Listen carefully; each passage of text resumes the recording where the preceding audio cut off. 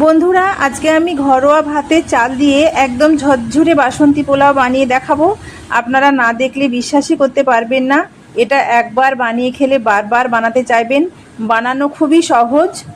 আসসালামু আলাইকুম বন্ধুরা, আশা করি সবাই ভালো আছেন। চলে এলাম আজকে আবার একটা নতুন রেসিপি নিয়ে।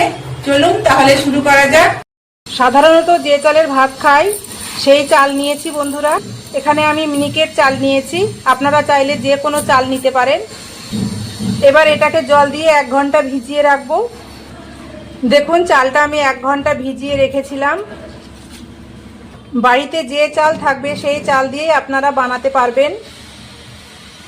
এইবার একটা হাঁড়ির মধ্যে কিছুটা পরিমাণ জল দিয়ে দেব।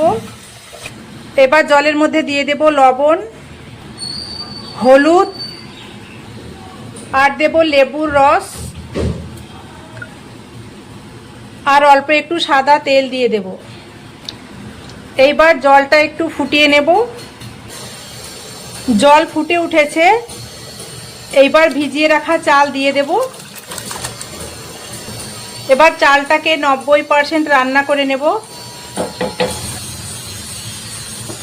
দেখুন বন্ধুরা, ভাত সেদ্ধ হয়ে গেছে, এবার নামিয়ে নেব।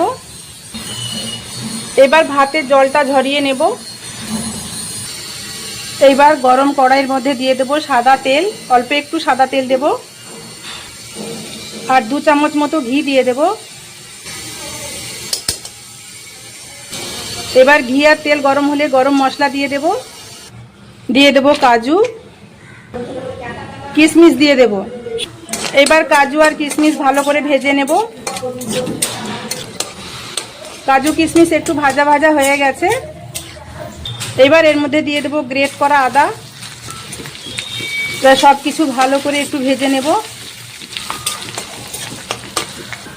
এইবার এর মধ্যে জল ঝরানো ভাতটা দিয়ে দেব। 2 চামচ চিনি দিয়ে দেব। চিনি দিয়ে সব কিছু ভালো করে মিশিয়ে নেব।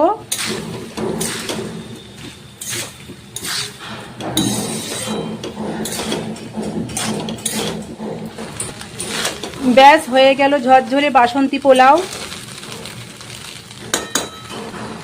এটা খেতে কিন্তু দারুণ লাগে বন্ধুরা। এবার আমি নামিয়ে নেব। দেখুন বন্ধুরা, পোলাও আমি বানিয়ে নিয়েছি। কত সুন্দর দেখতে হয়েছে। এটা খেতেও কিন্তু দুর্দান্ত লাগে। আপনারা একবার হলেও বানিয়ে দেখবেন। কেমন হয়েছে কমেন্ট করে জানাবেন। ভালো লাগলে অবশ্যই শেয়ার করে দেবেন।